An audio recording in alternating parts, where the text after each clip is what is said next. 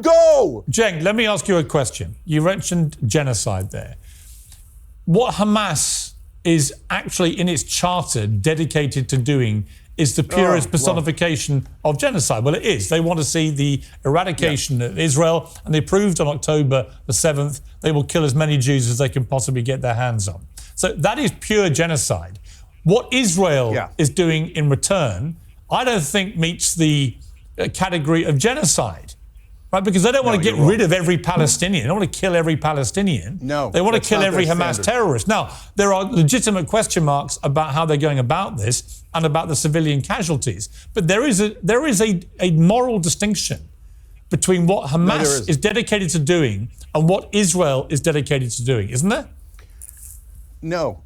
First of all, Hamas is a bunch of idiots. They should take that stuff out of their charter. All it does is hurt the Palestinian cause. I agree. There's no call for it. It's dumb and it's immoral. But Hamas claims that they would like to do these things, and from time to time they do these attacks that are horrible and they should never do.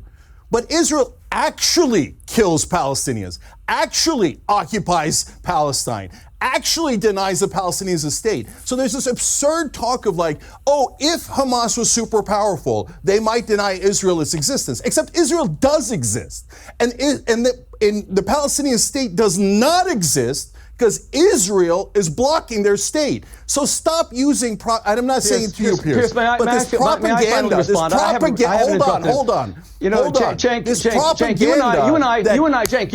you and I are almost the same age, and I'm actually quite worried for how upset you get on TV. You got to protect your health. You're just kind of losing it. Now, calm down. Because I'm upset that you keep advocating for the murder of civilians. Cenk, you have to stop yelling. You have to stop screaming, and you need to know the facts. The Palestinians were offered a state 7 times, and they rejected it 7 times. Bill Clinton told Yasser Arafat in 2000, you have made me a failure as president because Israel was giving you 97% of Judea and Samaria and the old city of Jerusalem. And Ehud Barak even offered the Temple Mount, the holiest site in Judaism, and the Palestinians rejected it. You simply don't know the history. Wow.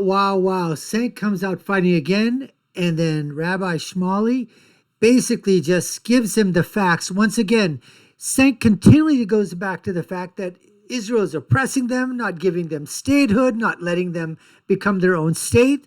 They've been offered statehood so many times, 7, 8, 9 times. And as Rabbi Shmuley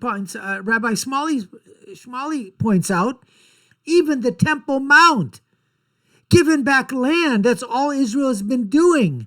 They won land during wars, and then they give it back in the name of peace.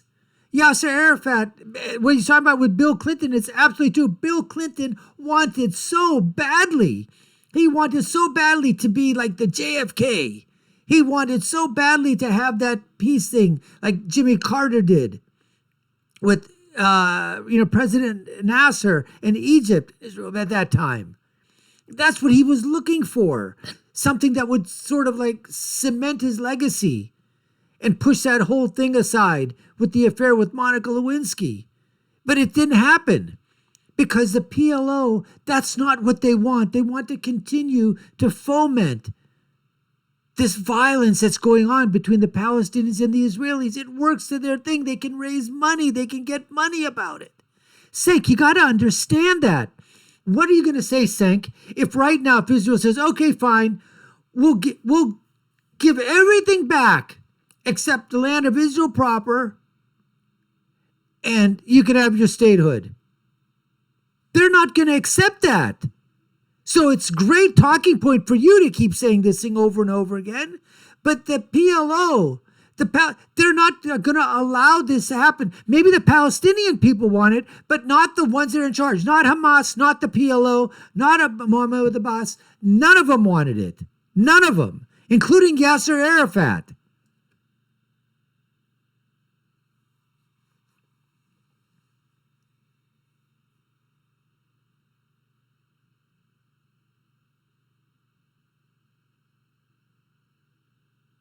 In fact, read a Wikipedia article before you get on TV. Number 2, you made a very good point before, Piers, that Winston Churchill is the greatest British statesman and hero of the 20th century. Let's remember, when Churchill was faced with a genocidal threat of the Nazis, you know what he did, which Israel would never consider doing? He laid waste to 70% of Dresden, Essen, Cologne, Berlin. He eviscerated Germany and turned it into a parking lot, murdering about 6 million German civilians. Israel has never even considered doing 1,000th of that. And FDR acquiesced to it, and he's considered our greatest president of the 20th century. And then Harry Truman dropped 2 atomic bombs on Nagasaki, Hiroshima. So and Israel has nuclear weapons, has never considered doing that. Israel opened up. Well, they've actually. Okay, let me come at you, Rabbi. I have one I want to come back to you on 2 points. Simple question, Cenk. I want to ask you a question, Rabbi. Call Winston Churchill a war criminal on this show today. Will you call Churchill a war criminal? All right, Cenk, answer that question. Okay, so Rabbi Shmuley, if you're actually a rabbi, the standards of history have changed. So the Mongols went into Baghdad and killed every man, woman, and child, killed 800,000 people, the largest city in the world.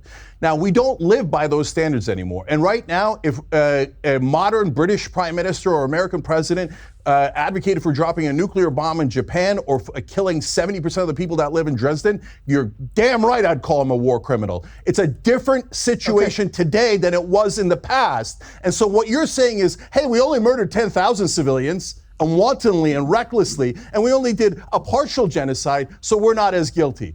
I'm not buying it at all. Rabbi Shmuley, I want to ask you a question. Okay, hang on, Rabbi. I want to ask you a question, which is this. Which is the unique scenario in Gaza, is that nearly half of the civilian population are children.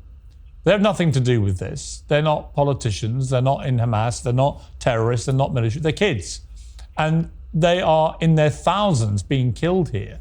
And I ask you, really, is there any limit, you as a rabbi, of the number of children who need to be killed to get rid of Hamas here? Or is there no limit?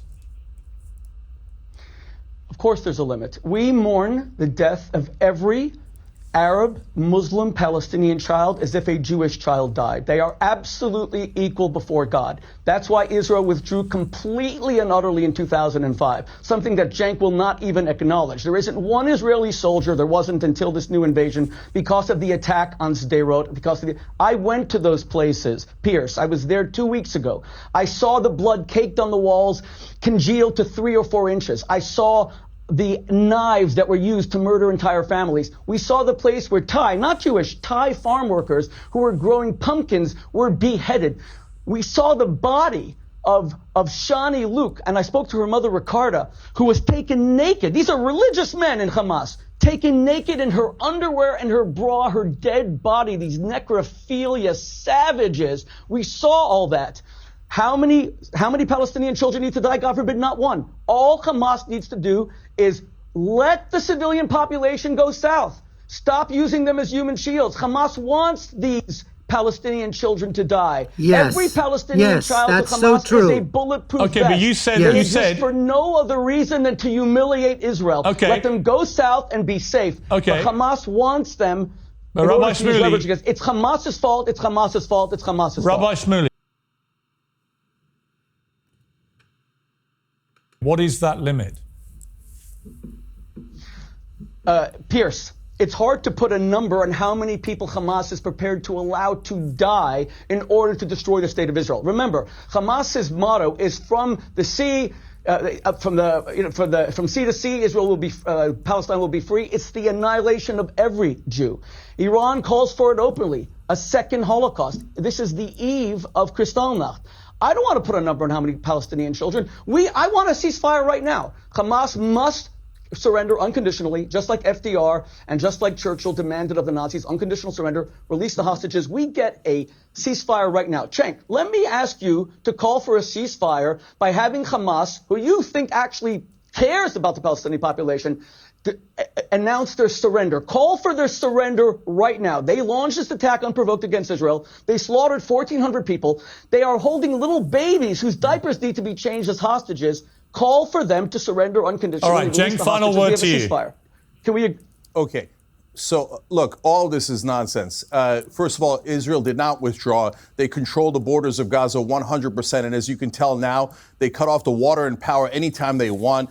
The Jewish people have been oppressed throughout history. My heart goes out to the Jewish people for all the pain and the suffering that they have endured through all of these years. But now Israel, unfortunately, is not the oppressed. It is the oppressor. Look at them dropping 7,000 bombs on grandmothers and children. There's an American nurse that explained on CNN yesterday about how she sees little kids with burns all across their bodies. So Hamas is terrible. Yes, I can call for their surrender. That's easy. I don't like Hamas. I think Hamas is Muslim fundamentalist. But it's an impossible standard, and you know they're not going to meet that standard. And because you want to keep killing those civilians to show them how mighty you are and what a great oppressor you are, I'm sick of it. And it's not only ruining the Palestinians and causing their deaths, but it is ruining. It is causing the moral decay of Israel.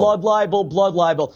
This is a blood libel against the Jewish people. You may as well just say that we drink the blood of Christian children in our mouths. Cenk, you are guilty of a blood libel on the eve of Kristallnacht. You should be ashamed of yourself. I'm going to call. It is a blood libel. Change the name of your show away from Young Turks who are genocidaires who killed 1 million Armenians. I'm going to try and wrestle things back to the host here and call a ceasefire for now. It's been a fascinating debate. Very passionate on both sides. I get that. I appreciate you both agreeing to debate each other.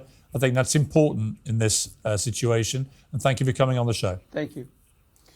I appreciate it. This guy's ruining. There's tremendous anti-Semitism in the world. By crying wolf, he's actually hurting the Jewish cause tremendously. From people like you. Okay, you're a bigot. Stop killing Palestinians, you bigot.